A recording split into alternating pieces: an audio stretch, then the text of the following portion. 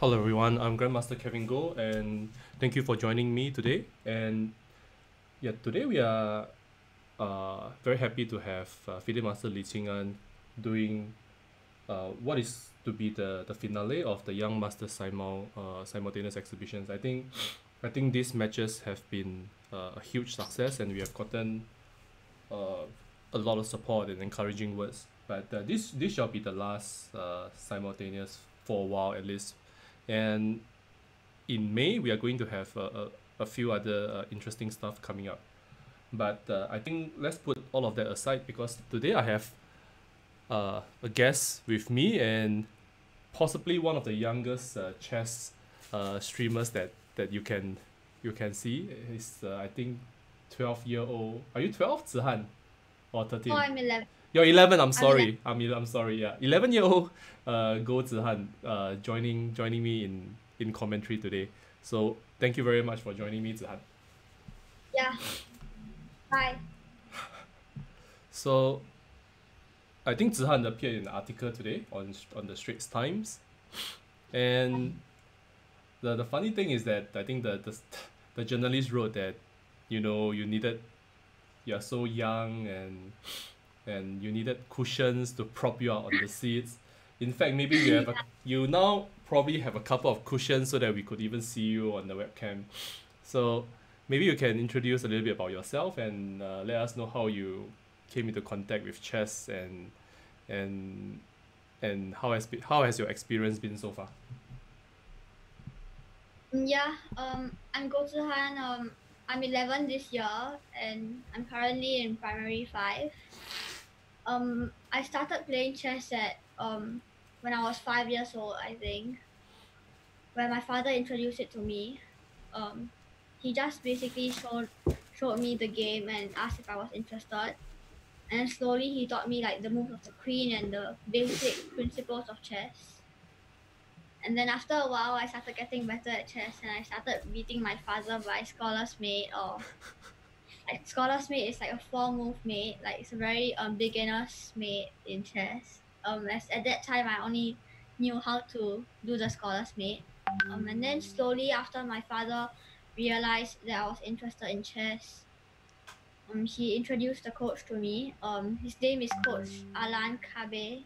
He's a FIDE master in chess, and I started getting more and more interested in the game as I really like chess. It's an interesting game, I find, as there are many possibilities, and I also really like to beating my father.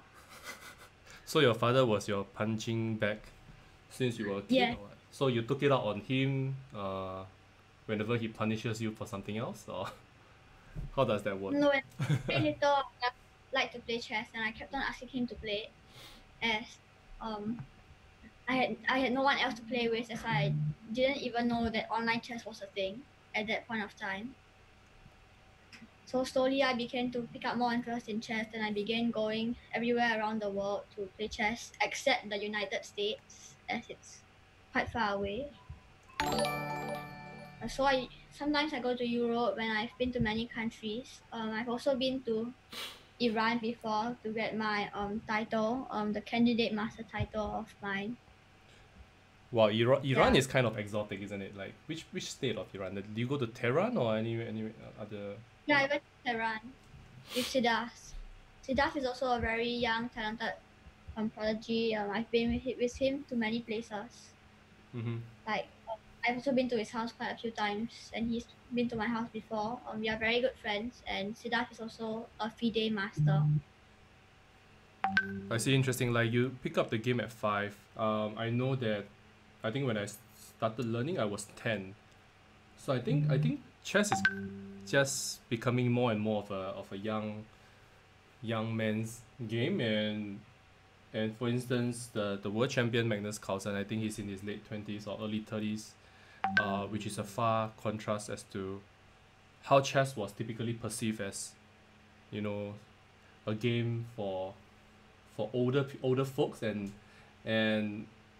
many comments I've gotten is that you always see the older generation playing Chinese chess at the void deck, And that is kind Yeah. of a that's kind of a stereotype that people tend to put on chess, which I think gradually people are starting to realize that that is not quite the case, and it's no longer about just sitting at the board.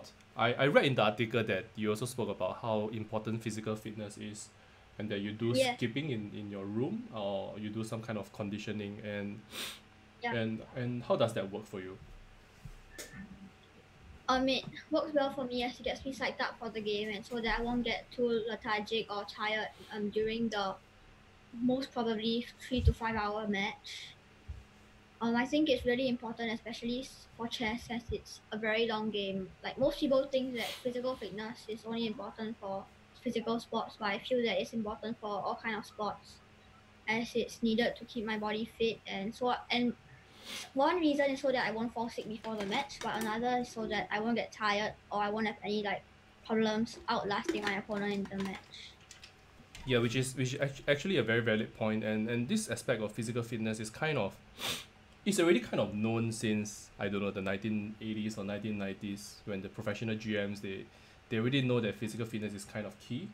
But that Yeah. side of that side of the sports, the sporting element of it was never really uh public publicized as much as it is now. Uh, thanks to Magnus, who kind of changed a lot of views on that. Um, Yes.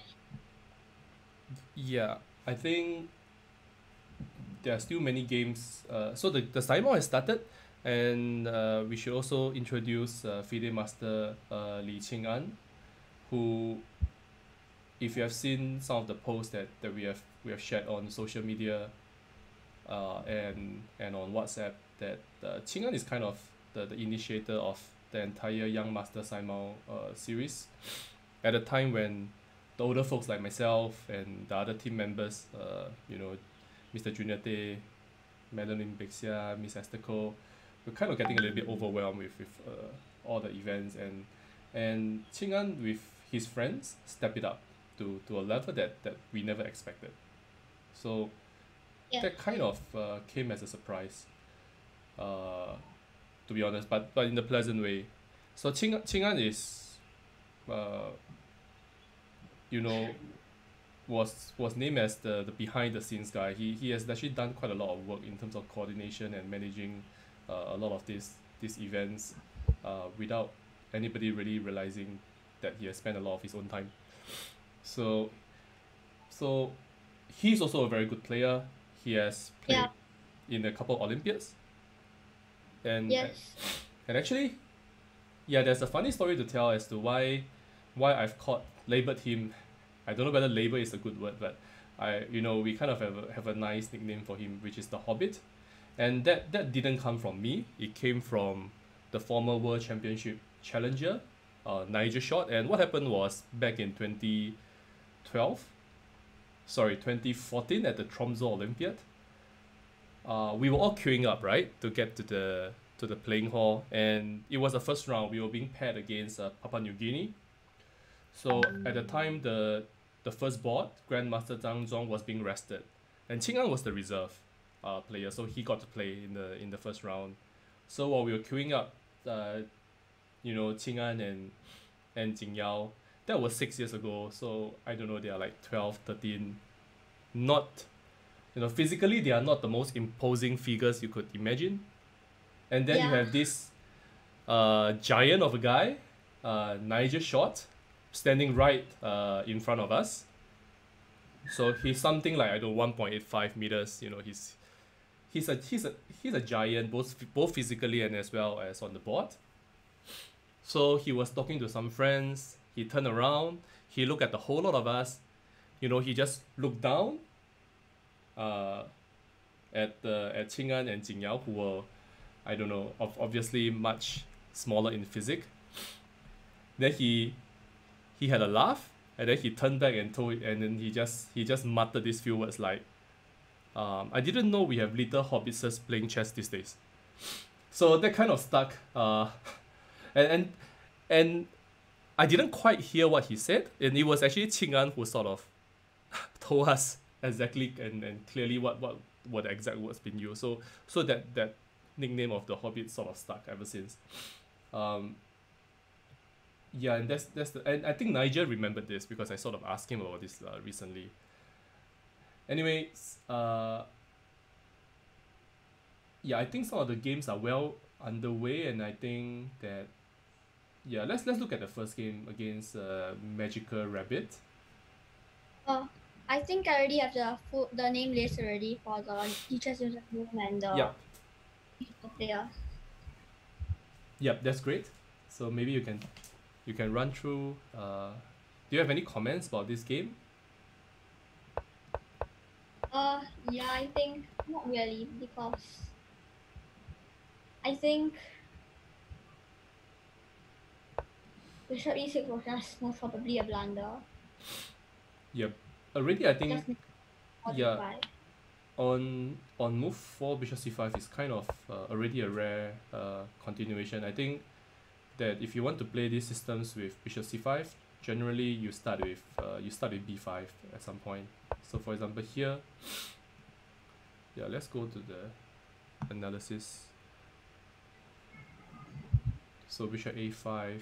If you want to play bishop c5 systems, normally they start with knight f6, white castles, you go b5, bishop b3, and then followed by bishop c5. I think this is what they call the Mahler variation, or the Angers, or not really sure how you should pronounce that. But I know that.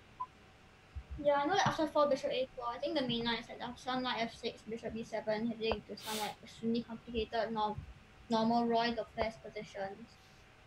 With white trying to play c3, d4 after some maneuvering, and white also has a plan of knight b1 to d2 to f1 to e3 potentially, and black can also play some b5, knight a5, c5, I think, in some lines. So Yeah. overall, this is a very complicated system, and yeah. So this is called I think this is called what they say is the Chigorin variation of the Ruy Lopez. And what Zihan was trying to say is that this maneuver of the Ruy Lopez knight to of the b1 knight to the g3 square is kind of typical in these structures.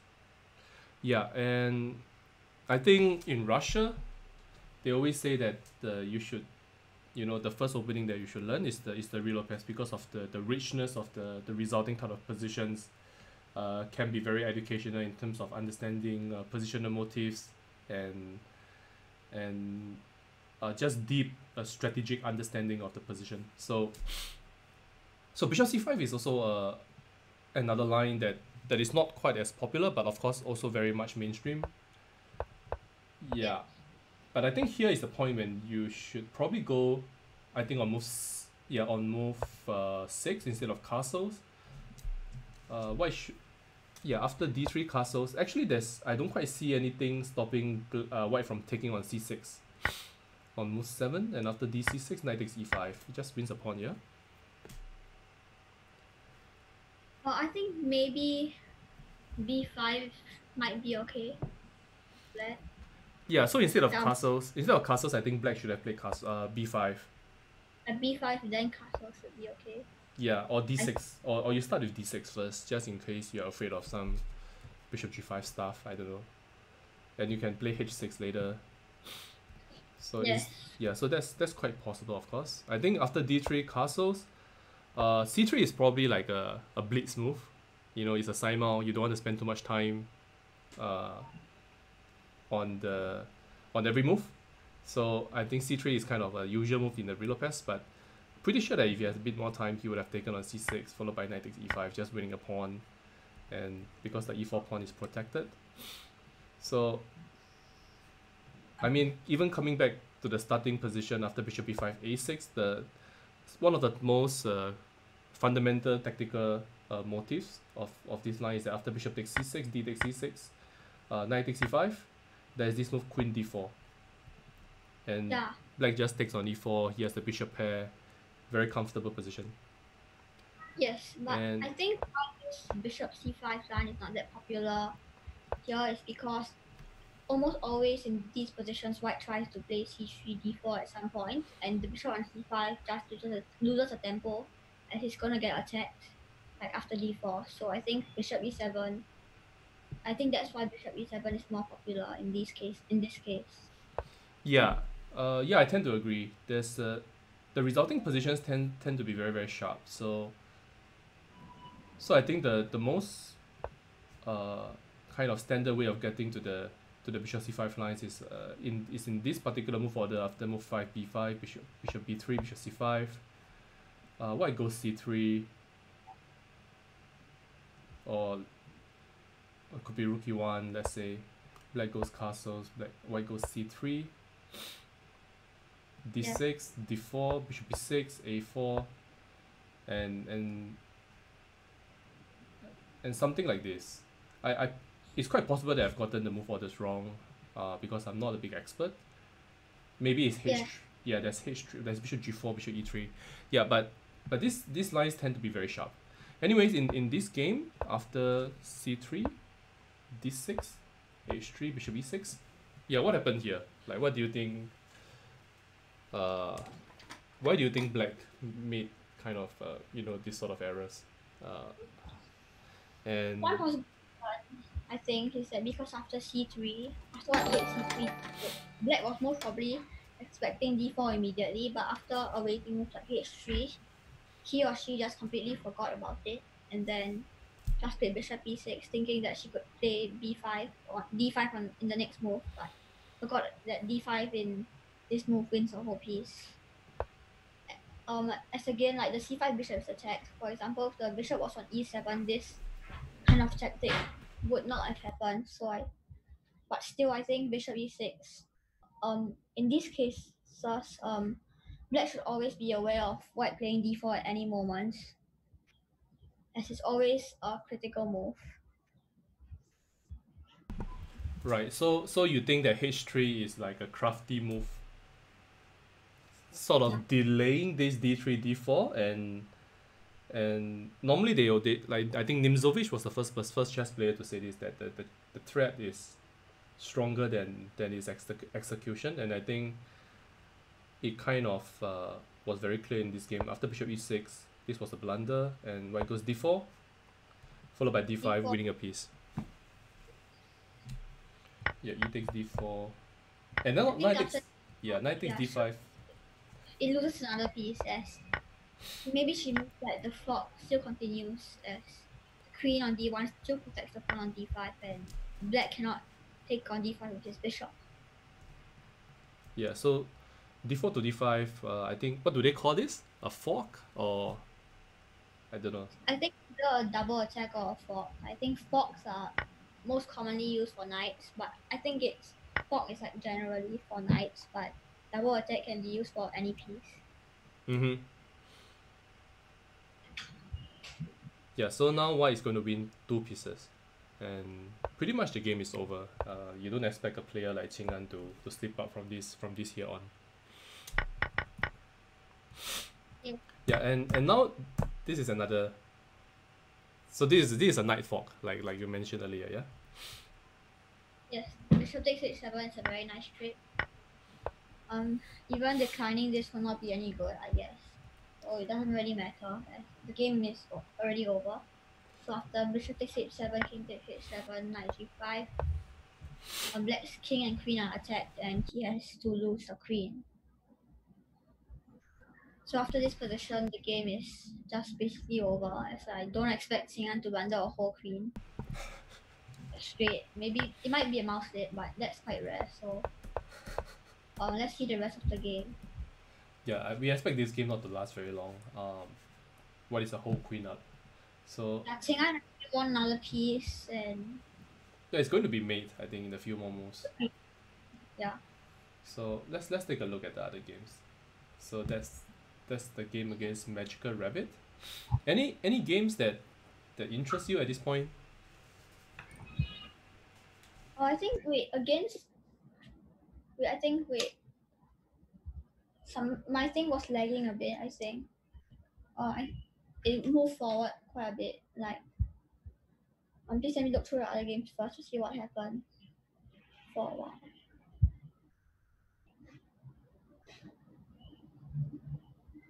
I think this game against Aman Hanuka is pretty interesting.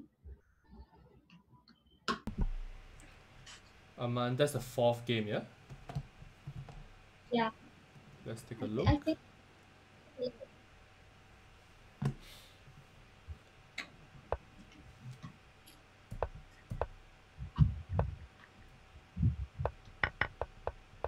so. Aman Hanuka, who is um in real life Aman Aman Uh, Danuka. Aman Danuka. Played, yeah, he played Karoka. Yeah, this is kind of a famous variation, a very long and uh, Yes, classical line of the Panov-Bovinic variation. So the Panov-Bovinic starts with after it's the line that's after e4 c6, c4 d5. You could start with d4, and after d5 takes and c4 and it transposes. The move order with c4 gives a few other possibilities, such as after d5 takes. You can choose to take on d5 immediately, and after knight f6, knight c3, knight takes d5, bishop c4. There are some small subtleties over this yeah, nuance of delaying the pawn push d2 to d4. But anyway, in yes, the game, yeah, d4 was played, transposing into the main line of the Panov. And after knight f6, knight c3, knight c6. Okay, there are a few important moves here. For example, I think bishop g5 is kind of critical.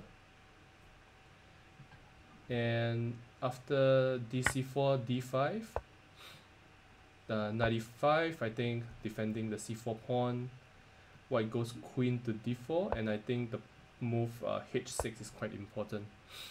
So this is, I think, the theoretical discussion starts of this line with bishop g5 on move 6. So knight f3 is kind of critical, and bishop g4.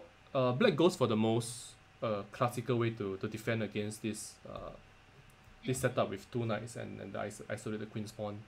There are many other ways that black can respond. I think that, for example, Daniel Fernandez in his book on the modernized Caro-Kann, I believe recommended bishop e6, which is very interesting, I think, leading to slightly more complex and imbalanced positions. yes. Yeah, there's also the... Yeah, I think personally played this a few times, like the transposition that leads to this position. Like I didn't play this e4 c6. sorry, I think it. who played? I think I've played this before, even though I'm not a Karakan player. I Mm-hmm. think transpose from a certain line. I forgot what was the transposition. Yeah, Like I think this isolated queen's pawn position is is highly possible to be transposed from many different move orders. So for example, in the position after move 6 g6 in this position, yeah, this can come from a number of setups. For example, even first move c4, which looks completely irrelevant, but after c5, knight c3, let's say g6, knight f3, knight c6, white goes e3, black goes knight f6, and now after d4 takes d5. This is actually one of the most common ways to reach the position that we were talking about after the Caro-Kann move order. So yeah, I think I've also done that quite a few times. So yeah, that's one of the transpositions possible. yeah, and I think this is a hotly debated position. If any of you have been following my streams and watch me play Blitz, this position turns up a lot. And the reason is because after c takes d5, knight takes d5, white goes queen b3, sort of putting pressure on the d5 knight as well as keeping an eye on the f7 pawn. And the main point of this line is that after knight takes c3, white has the very strong move bishop c4, threatening to take on f7. The knight on c3 does not have a good square. So for example, let's say he runs with knight e4, I can take on f7, king d7, and after queen e6 followed by queen takes e4, what is just a free pawn, a healthy pawn up, and with a raging attack, and the position is completely lost. So instead of this, after knight takes c3, bishop c4, Black can go e6, or he can go knight to d5, bishop takes d5, and then e6, gaining a tempo.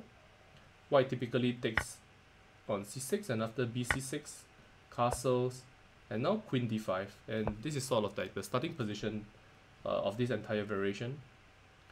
Black has the bishop pair, but his pawn structure is hugely compromised because of the weakened c6 pawn, and I think there are a few tries for white. I think bishop e3 is kind of promising.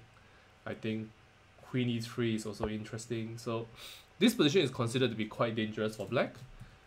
And yeah, I think as such, currently the main debate right now centers around the move pawn to e6 or move 8. And after after bishop b5, bishop g7, takes, castles, and now knight to a4, keeping an eye on the c5 square. Generally you want to do that, you try to control the square in front of the backward pawn so that it doesn't easily advance and get rid of itself, which would have made life a lot easier. So knight to a4 sort of controls against that, but this position is extremely complicated after a move like, say, queen d6, I think. So this is highly theoretical, and there are many good games being played in this line. Yes. Yeah, so g6 could have been very, very interesting, and I would have liked to see how Qing Aun responds to that. Instead, black goes for the very classical bishop g4. Have you seen this variation before, Zihan? Yeah, I think a few times. So if I don't really study this much, but I think queen b3 should be one line. I think it seems very complicated to me. Queen b3 is attacking the b7 and e5 pawn at the same time. Yeah. While weakening the d4 square. Yeah, I can imagine if somebody who's not familiar with the line might think that this sequence of moves is quite strange, because now white actually gives up, or rather white voluntarily, wrecks his own kingside pawn structure. And after bishop takes f3, gf3, it looks like d4 pawn is hanging, feels like black has something, but actually he doesn't. He has to go e6. So knight takes d4 does not work very well. I think bishop b5 check just wins. Just wins a piece, I think. Yeah, this one just wins a piece. So, and let's say a move like knight to b6, escaping and blocking the queen's access to the b7 pawn. There's always d5. And then bishop b5. Bishop b5, maybe bishop f4. Oops. Bishop f4, maybe long castle. The other rook comes to e1. Just very easy for white to play, and despite the bad pawn structure on the king side, what matters now is that white is way ahead in development and is much better, I think. So e6 is very good. And after queen takes b7, threatening to take the knight off, black plays knight takes d4. There are some tricks with knight c2, winning the rook. So bishop b5 check is good. Knight takes b5. And now, a very curious move, queen c6. What do you think this move is about, Zihan? After where again? I don't really have to on my board. On move 12. After bishop b5 check, knight takes b5, instead of recapturing with queen takes b5 check, what do you think the whole idea of queen c6 check is about? So I'm putting you I'm not putting you in the spot, like asking you all sorts of awkward questions. Yeah, I think it's obviously a very good move, as it's basically forcing the king to move to e7. Because if after the immediate queen takes b5, black can take queen d7 because the rook on a8 is not attacked. Or after queen c6, with queen d7, queen takes a8, white just picks up an exchange and most probably the game. So black has to play king e7, and then white recaptures with the king badly misplaced on e7, not allowing the f8 bishop to come out and not allowing black to castle and bring his h8 rook into play. Yeah, so after this, white is most probably already winning, as black is technically a rook and a bishop down as it takes g6, bishop g7, rook e8, king f8, which is already 4 moves to get them into play. Mm-hmm. While Qing An most probably won't. He'll just like what he did after queen d7, just take and play queen d3 and just normally attack him. Yeah, I also noticed when short castles after a while. This is okay. Because Black's king is much weakened, and Black doesn't really have the necessary forces to attack White yet. yeah. So where do you think Black has gone wrong? Because this position is very well known, and there is an improvement along the way. So after queen takes b5, queen d7, knight d5. I think e d5 is a mistake. The way to go is queen takes d5. That's sort of you sort of understand that you need to get the queens off in view of like you mentioned, the king is weak. So getting the queens off is a lot in Black's favor. And after queen takes d5, White captures on d5 because there's no reasonable way for the white queen to sort of escape from this harassment of the black's queen. So for example, I don't know, queen e2. I think black has the time to go f6 followed by king f7 Yes, and bishop e7 and or bishop ring is b4. right rooks. Yeah. A rook comes to c8 or d8, and he's doing very well.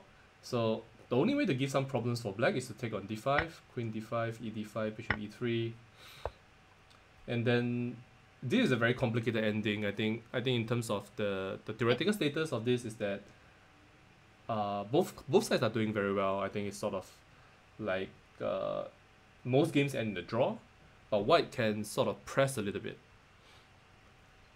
Yes. Because of the d5 weakness. So even though you have this very bad pawn structure, like I think do you learn about double pawns when you were learning from Alan, like how? Yes. I learned that double pawns are most of the cases not altogether bad, but when they are double isolated pawns, then they are extremely horrible as they basically control the same squares and they are bad weaknesses. And the reason why normal double pawns might not be bad is because they still control squares and they are not really a weakness, as there's still another pawn on one flank to protect them from potential danger. So let me know an example. So for example, the h2 pawn. Do you mean, let's say if it's on g2, is that okay? Or maybe on let's say the pawn is on g2 or g3. So these double pawns are not that bad. Is that what you mean? Yeah. Yes, but usually the double pawns, in a lot of cases when black's bishop is on c5 in the open, white plays with white's pawns on each e4, d3, and c2. White usually plays bishop e3 and he's happy to get his double pawns because his 3 pawns in the center really help him control the center and push forward. Yep, very fair point. Very fair point. Yeah, but yet in this case, white is doing quite okay. Despite this pawn structure, because there are other aspects to it. So I think chess is a game that we have fundamental rules. We sort of know certain general principles, but They also yeah, there are always exceptions. I think that's and they are, you need to assess every position based on the concrete characteristics and traits before making stereotypical judgment of the positions.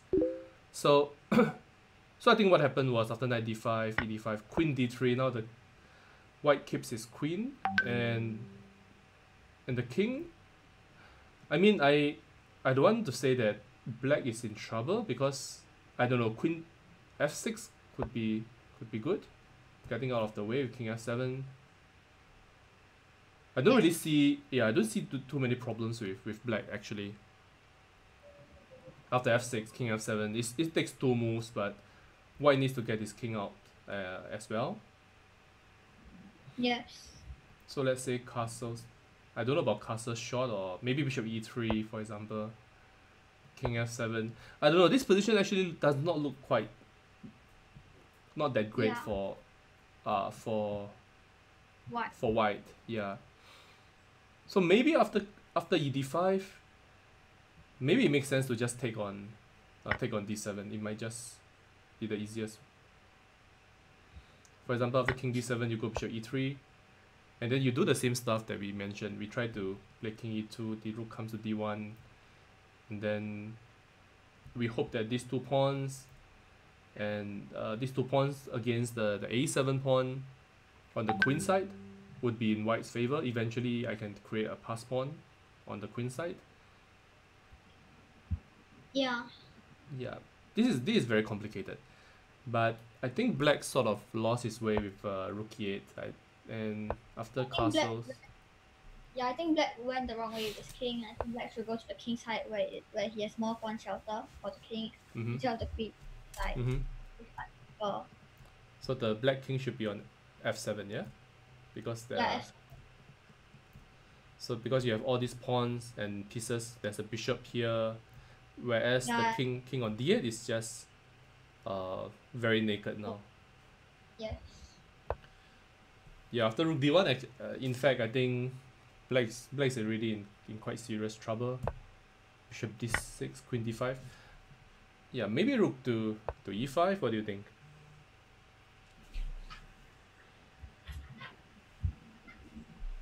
Oh, I think what black did in the game was okay. I think wait, but that leads to a pawn down position. Yeah, I think maybe rook e5. Yeah, rook e1 check, rook takes e1. Rook e5, queen a8, then if there's any attack on the king side, because if he doesn't, then rook e5. What do you mean? I don't know. Bishop f4 probably, yeah. Which move are you on? I'm on move 17, rook e5. I was okay. suggesting to defend this pawn like in a passive manner, but bishop f4 looks very good for white, I think. After rook f4, I think winning. Rook f5, bishop g3. I don't know. I mean, white definitely has the initiative now. Like I will go rook c1, rook c7. Yeah, this is just bad for black.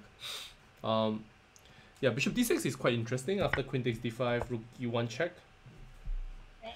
And what do you call this? Like, I mean, I've not used these terms too often these days. So, do they call this the deflection or something?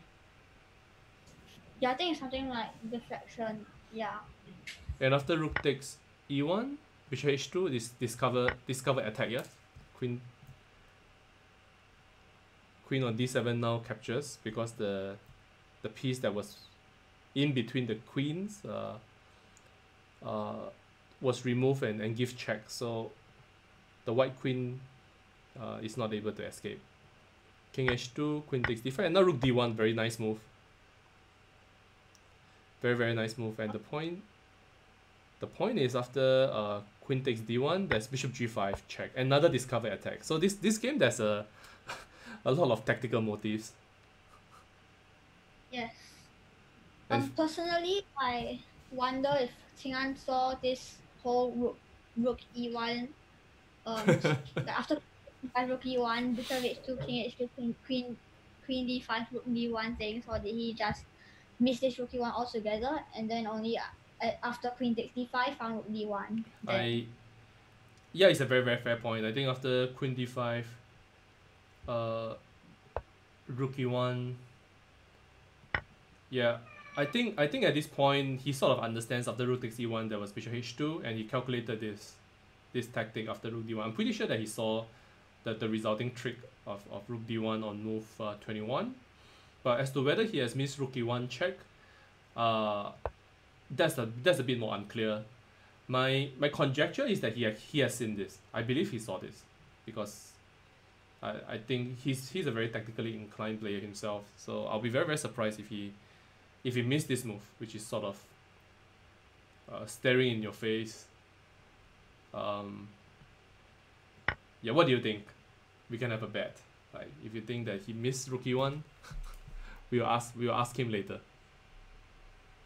Yeah, so after this I think the game is already over as white is just a clear piece up. Yeah, so this game is kind of over. Yeah, just a piece up, and than the easily winning for white.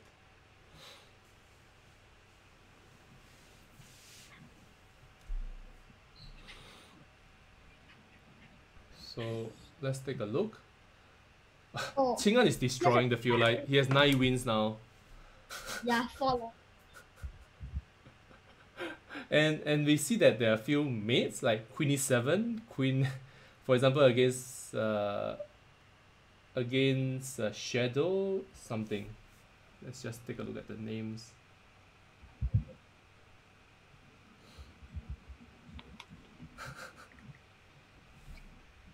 Now Shadow Yeah, is I'm getting a lot of private comments about this commentary that I'm enjoying this commentary more than usual because I'm letting you do all the work for me, and it's definitely quite pleasant. Shadow is Messiahs. Yeah, I'm also cognizant of the fact that you're just trying to ignore what I just said, but never mind. So that's, yeah, I'm trying to look for his name, and this Shadow Dancer, I think, Matthias Chan. So Yeah. Queen F7, that's mate.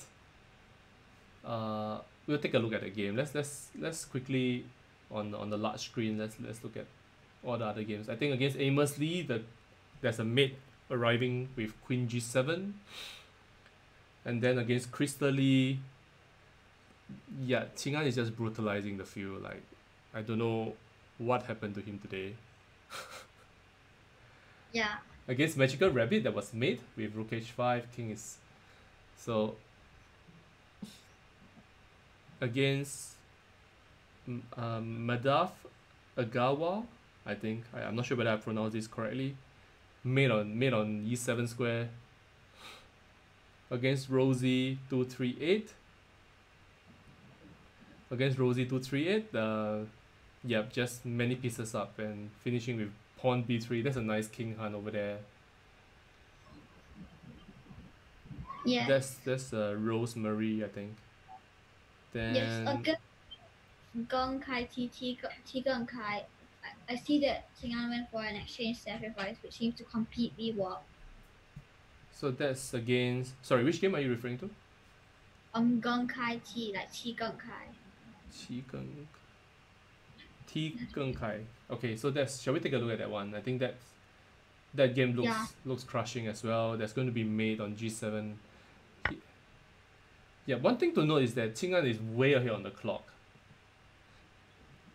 Yeah, Yes, he's the way. time, yeah, the time control is 15 plus 10 for the players, and he has 75 plus 10. And in many of the games, for example, against Geng Kai is running down on his to his last seconds. Yeah. So a Benoni arose. Kind of Benoni because black didn't play e6. Yeah, it's kind of like a Schmidt Benoni with the knight on c3. There's no pawn to c4. But yeah, knight to d2 is a good move. A very typical maneuver in this sort of Benoni structures, because eventually white wants to bring his knight to the c4 square. They go a4, the rook comes to e1, bishop comes to f1, maybe f4, e5. a6, a4 is good. I think in these positions, black should play e6 at some point, as it's necessary to open the e file, I think. Yeah, I feel like if you want to play e6, you have to do it earlier, because now I think in this particular position with the knight on c3, it's a little bit more difficult to engineer it. So for example, after a4, if black goes, let's say e6, already I can play d takes e6, f takes e6, and knight to c4. Pawn on d6 is weak. So Which I think earlier, like maybe after g6, bishop g7, e6. yeah, g6, knight f3, bishop g7, bishop e2, here Bishop- e6, yeah? Yeah, E6 is fine. I think this sort of position, you can go e6, I think, at that point if you want to.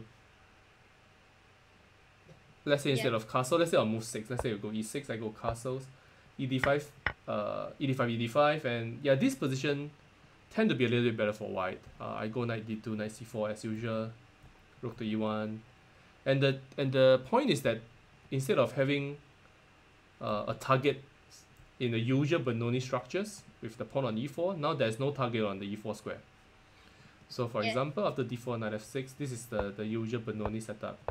I'm going to be like kind of accelerating the overview of the opening as because Qing An is just destroying the field and likely is from the very quick cursory glance at all the games is going to be 13-0 quite quickly.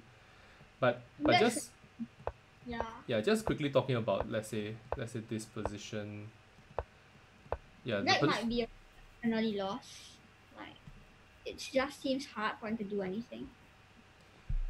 I wanted to say that the pawn on e4 in this case could be a subject of counterplay for in the Bernoulli systems, but without the pawn on e4, it's just a little bit more difficult for black to find a target. And white is kind of known to be a bit better there, but without playing for e6, I think this position is quite difficult. On move 11, do you know the typical response to this move, knight to e5? Zihan. I'm not that sure. I think in some cases knight e3 is okay. Yeah. Let's play. Okay. Yeah. So a very typical move here is actually knight to a3, putting the knight on the a3 square. So knight to e3 sort of blocks the bishop in a way, and Yeah. the point of knight a3 is that I want to kick this knight away, and once this knight goes back, then maybe I come back to c4 and I try to push e4 e5. So I try not to change pieces because white has more space due to his pawn on d5, and when you have more space you try to keep your pieces. Yes, but after knight e3, doesn't the same thing just arise? Like, doesn't white just play f4 next move? Yeah, I go f4 and then followed by knight to c4, but as compared to the game, after f4 immediately on move 11, black gets knight takes c4, which exchanging one piece is generally in black's favor. So now I change one piece, and I don't know. I mean, knight g4 looks good, and I think it's strong. But let's say white has a pawn on h3. In any case, it's just a lot easier for black to sort of get counterplay now. I go knight d8, knight to c7. I want to engineer b6 to b5 eventually. Black comes to black goes with bishop d7. And yeah, if black somehow manages to push b6 to b5, he's in very good shape. Yeah, someone's on the chat asking me about the Magnus Invitational, and honestly, I've been trying to keep in on track with that tournament that Magnus has organized. I don't really know for sure. I think he's playing Ting Liren today in the semifinals, but I would say that he has very good chances of winning. But of course, Ting Liren is no slouch. He has beaten Magnus in 2 different matches under rapid time control. Yes, I've also been watching it like daily at night. Yeah, it's like always 1-2 a.m. in Singapore, so your home-based learning kind of schedule is probably in your favor. Yeah, it starts at 10. I think it starts at 10. It ends quite late. I think yesterday it ended about 1 or 2 a.m. Yesterday's match was between Fabiano Caruana and Hikaru Nakamura. Yes, just to mention, I've also been calling Qing An while watching, so we could watch together while talking to each other about the game, and I realized that Qing An was actually riding on a bicycle the whole time, exercising. So, okay, he's in the army, so he needs to keep fit, I guess.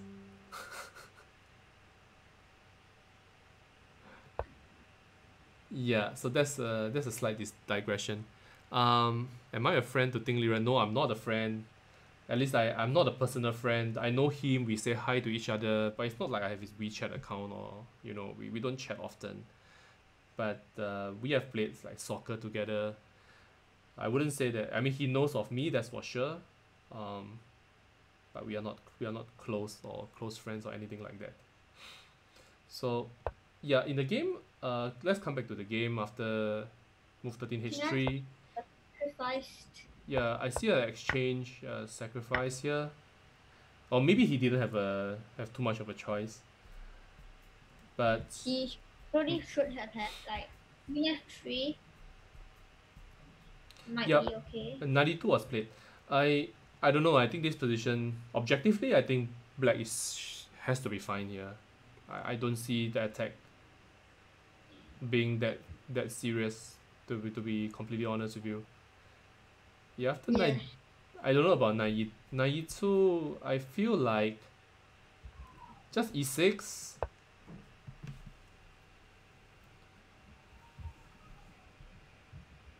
Yeah, just e6 looks very good.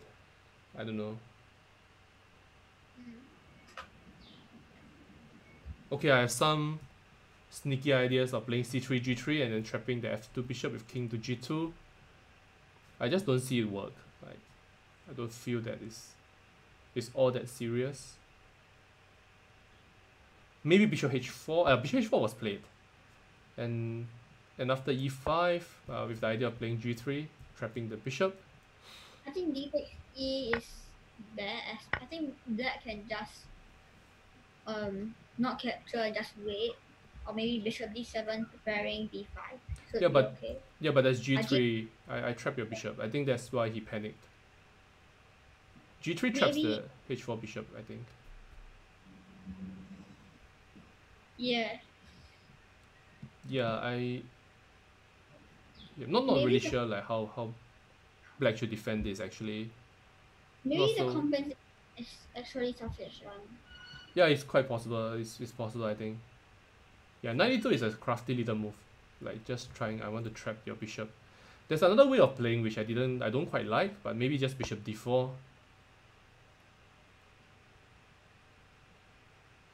Giving up a pawn, and after knight d4, e4, queen d4. I Actually, mean, another play. still it I feels think like white is doing well. Yeah, sorry, yes, you're about to say? h4, bishop b7 is a plan of b5, c4, and retreating the bishop that way might work. Ah, I see. So after 92, you go bishop d7, yeah? Yes. Yeah, this is good, I think.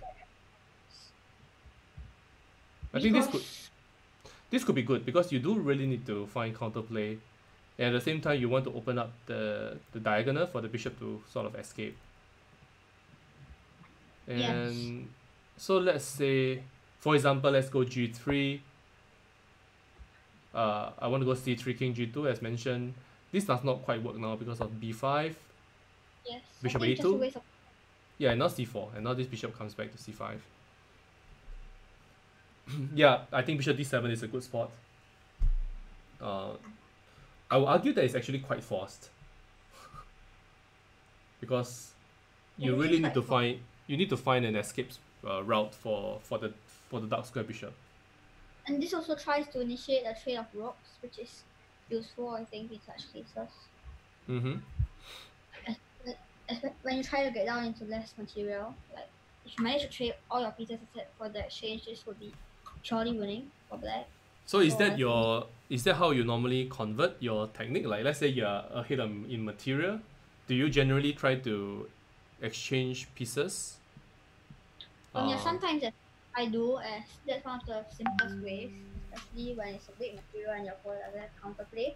Mm-hmm. But usually when it's like sacrificial exchange sacrifice west we face against, I usually try to trade queens first. As the queen is the most needed piece for attacks in the game, as it can connect with bishops along diagonal, and it can also connect with rooks along files. So I feel that queens are really necessary in attacks. But of course, a queen alone can't do much. You need a queen with a piece at least. So sometimes I also try to use that extra material to create an attack. Mm-hmm. Or just play normally. Sometimes I also just play normally, like usual, as if nothing had happened. That also works.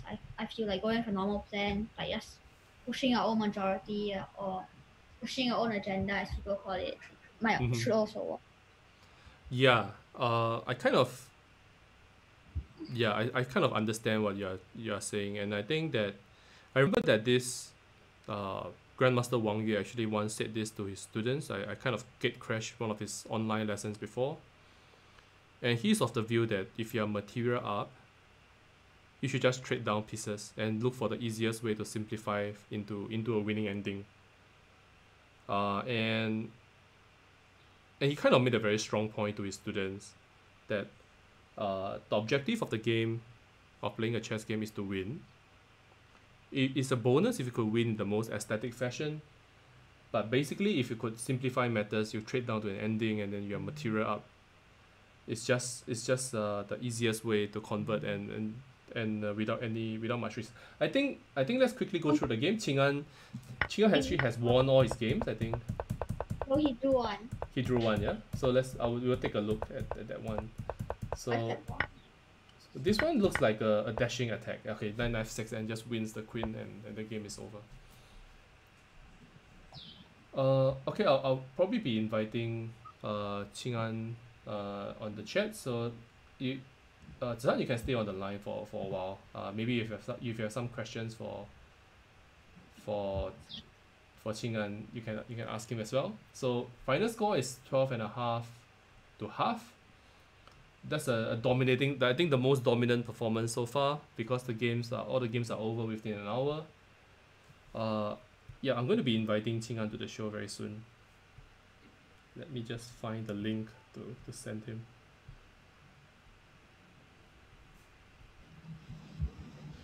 Yeah, he's really making our lives a lot easier today, because unlike the previous events, I think this game's ended really quickly. Yeah, against Jacob. Yeah, let me see who this guy is. Jacob Dragon. That's Jacob Wee.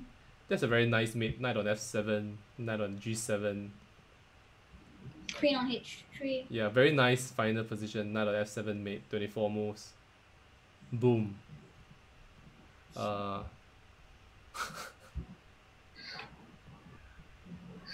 Yeah, I'm going to be waiting for him to join, and then maybe he can share some thoughts over his games against Chevan Wong Teng Hao. Also a mate. Yeah, most of the games ended in mate. Another Panov Bovenik. Yeah, here you play bishop e6 as recommended by Fernandez. I'm against who again?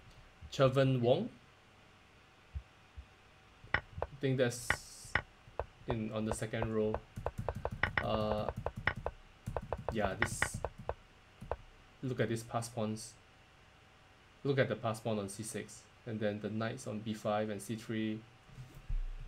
This one instance when having the bishop pair is not really that much of a big deal, because the knights are powerful enough to sort of support these pawns, and on top of that, the white has a far better pawn structure. Pawns on e5 and e7 are not a credit to him. So after c7 wins a whole rook. Rook takes b5. Now he wins 2 rooks. Yeah, okay, this is sort of straightforward now. Yeah, overall it's really a dominating display and aggression. I'm curious to take a look at the game against Super Scandinavian. That's Rohan Dash. It seems that maybe he could have tried to play on, like in the end, because she seems to be just one pawn up. There's a possibility to push. Yeah, I think Qing An is live. Welcome to the stream. Qing An, you're on mute. You have to unmute yourself. Okay. Hello. So nice haircut. How do you feel? How do you feel about doing national service at this time, and how is life now, like in the army? Okay lah. I've been fortunate enough to have sort of a 1 month off from NS because of this circuit breaker. But I don't know, I might be going in soon, but just good to have this free time and that I could use this free time for something good. Yeah, so of course, thanks very much for all your help and contributions. I know you've been staying up very, very late. Your mom as well. I think both of you were really putting in many shifts. But let's leave that aside. Any games that you want to sort of talk about? I think the most scary game was probably the game I blundered the exchange. Can't remember who that was against. Yeah, I know which one. Zihan Yeah, Zihan was very Bishop. generous. He said this was an exchange sacrifice. I think that's against Geng Kai, like T Geng Kai, right? Yeah. Yeah, I think we were talking about the game and I kind of mentioned that after the move 10 e5, uh, I know that you are not a d4 player, so you might not be very familiar with some of these motifs in the Benoni, but on move 11, knight a3 is sort of like the the well-known antidote. Every time black plays knight to e5, you go knight a3. Yeah, that makes sense.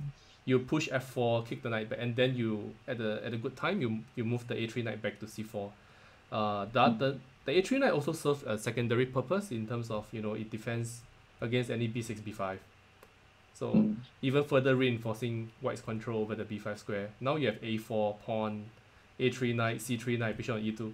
It's going to take an army for black to even come close to eventually breaking with this b6 b5 with this setup.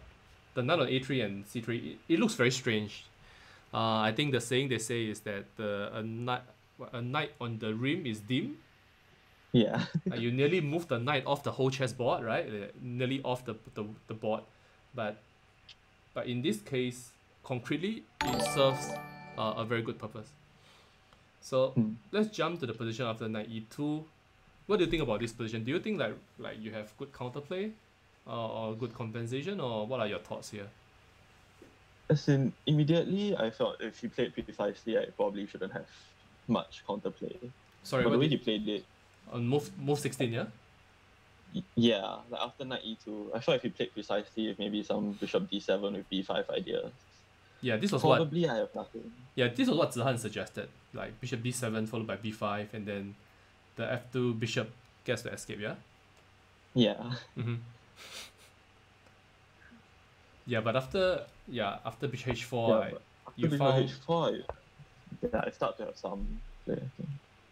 Yeah, arguably you could even well be, I don't know, I don't want to say you're winning yet, but I think after e5, maybe e6.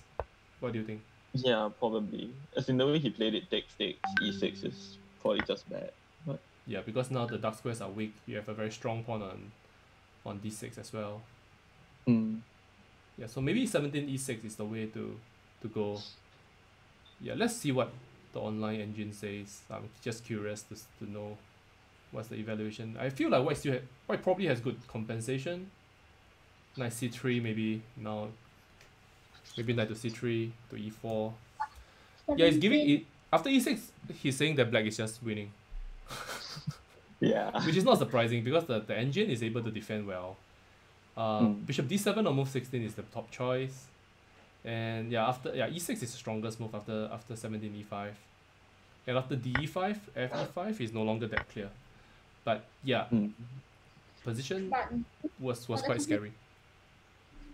Computer says DE. After DE, FE, bishop d7. Then after G3. G3 that's e6. Now I see that's e6. I didn't see this in the game. No, I think it's not so easy to see. Like the point is after gh4, there's ed5, then followed by queen to h4 and so on. Yeah. So too many pawns and the king is very weak. Yep, and this was a nice conclusion to the attack.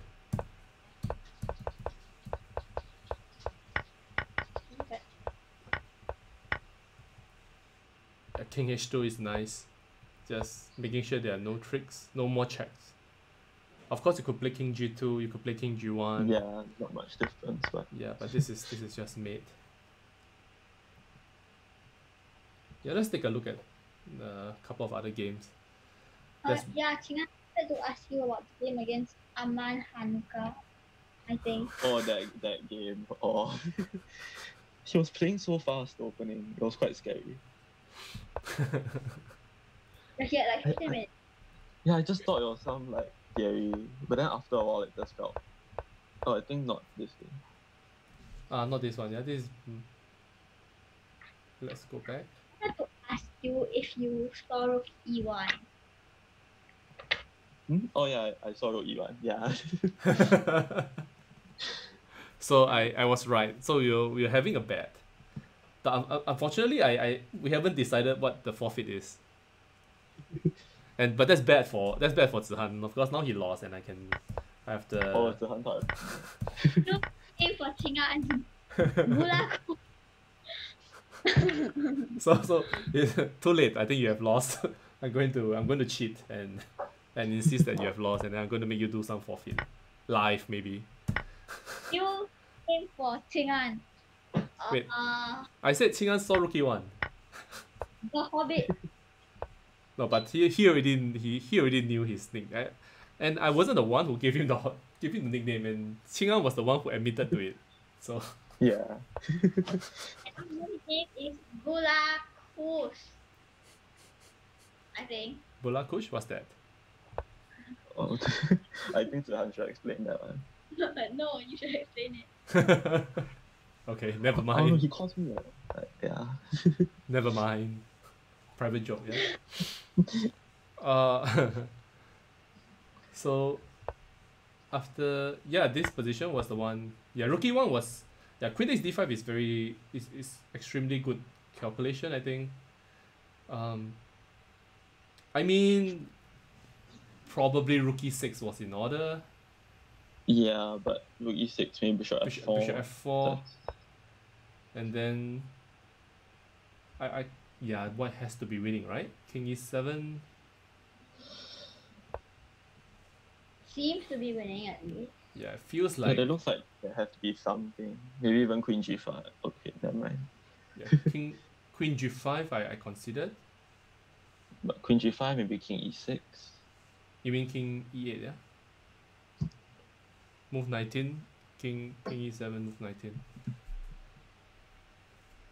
Yeah.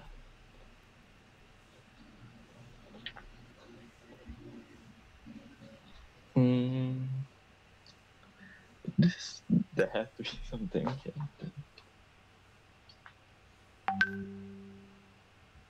Yeah, maybe just bishop d6, rook d6, rook e1, Yeah.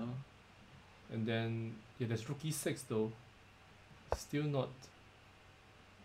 I mean, white's obviously better, but I'm trying to find a crushing win.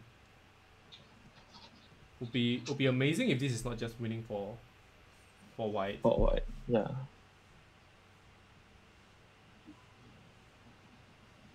Maybe just rook d2. Just a calm consolidatory move, yeah. Rook d8. Then the other rook comes. The other rook comes.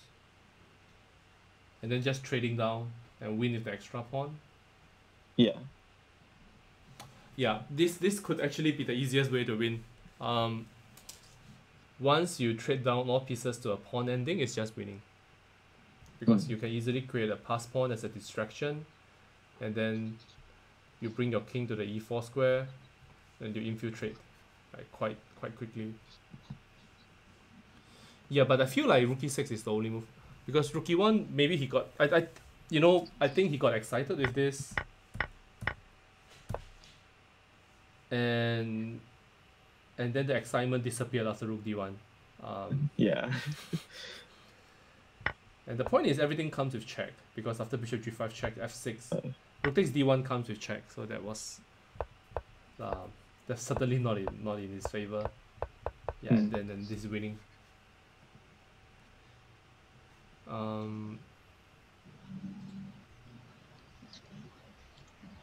Yeah, there's the game with Super Scandinavian, which ended in a draw.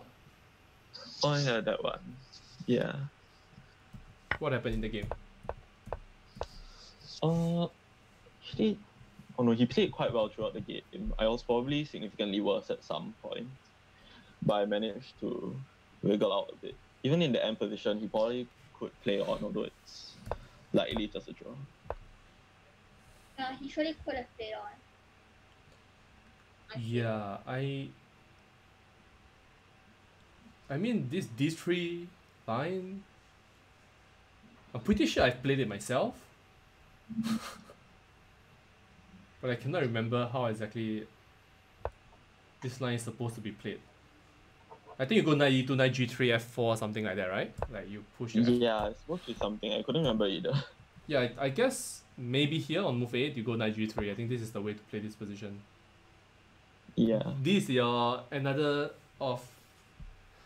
No, okay, now I remember, like I played this before in 2010, I think, in the first round of the Malaysian Open Championships against a Malaysian player, I think Timothy Evan Kapal, I think that's his name. And I knew this idea from one of your favorite player, Nigel Short. so this is actually one of Nigel's specialty, I think, as a sideline against a Scandinavian. Yeah, you go knight g3, you try to play for f4, he goes e6, you try to play for f5 and that sort of thing. But anyway, bishop e3 was played, e6, rook e1. Actually, who offered the draw in this game? Oh, I offered it. Okay. Yeah, this position, black Yeah, it is just didn't really. black's Yeah, just black black's is very comfortable here, yeah. Yeah. Okay, I mean your position is not bad. In particular, the f4 bishop is functioning quite well, controlling dark squares.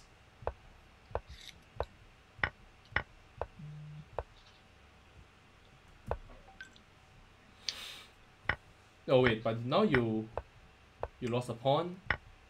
Oh yeah, I blundered with. I missed bishop g5. So. Yeah, bishop has to go to b8, and that's not a great square, not a great square at all. Possibly queen a6 is best. Yeah. Move 29. Something has to be just winning here for black probably, because the bishop on b8. Not your favorite piece. Yeah, I kind of like queen to a6. I don't know why. Just trying to nudge you off the 7th rank. Yeah. Queen a6, queen b1. Queen d3. E6 is hanging. Yeah. So maybe not. I don't know. Maybe this is why. E6 is hanging. Since something similar happened in the game actually. I see. So instead rook here was played, queen to b1, king h7, bishop d6, and after queen a6, rook b6, queen d3 takes bishop c5. Yeah, this. Yeah, I'm just down a pawn in this endgame, I think.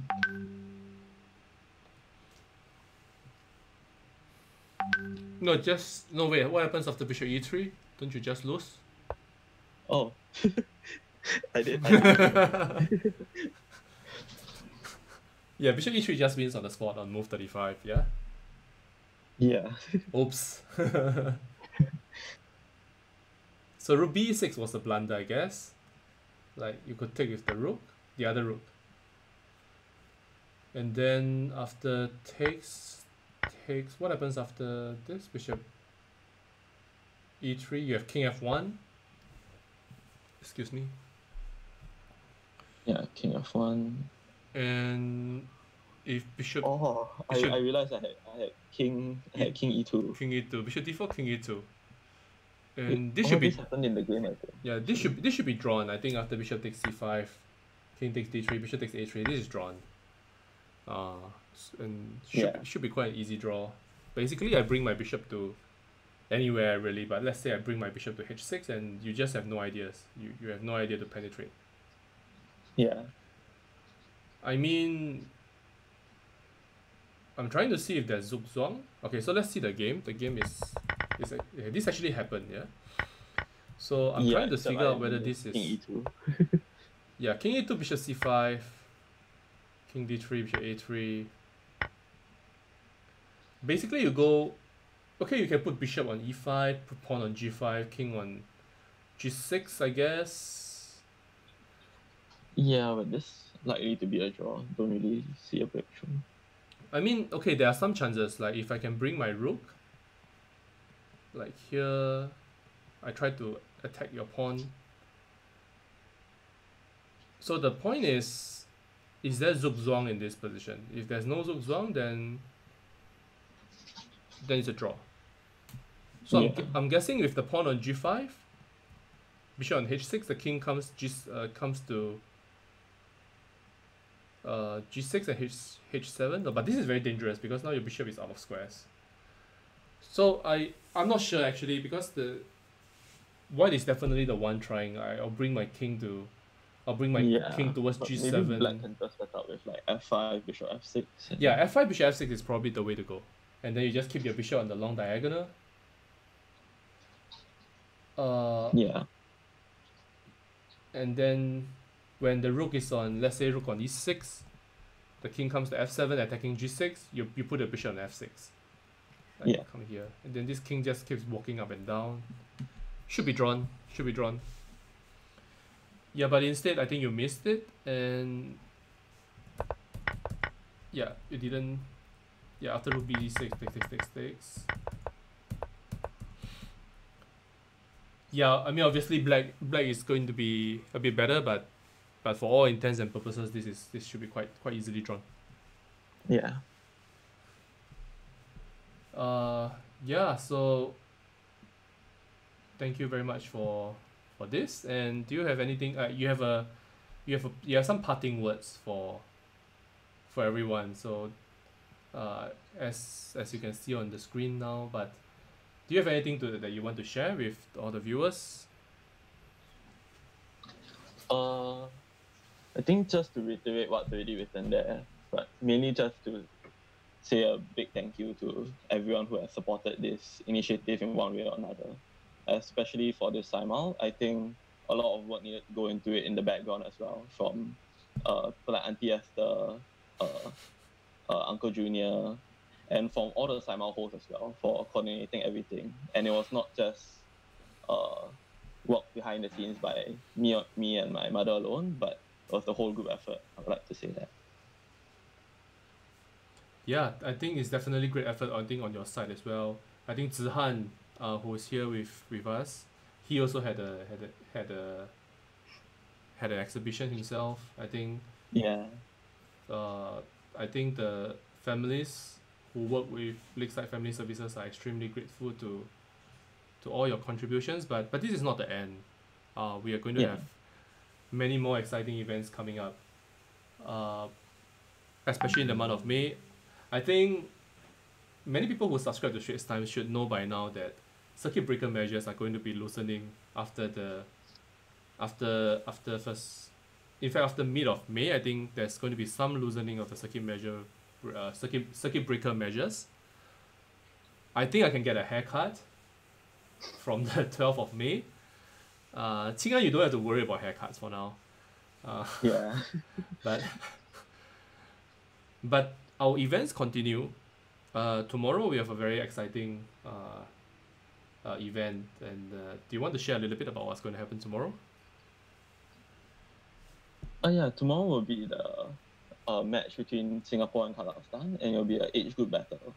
So all the way from under 8, I believe, all the way to under 20.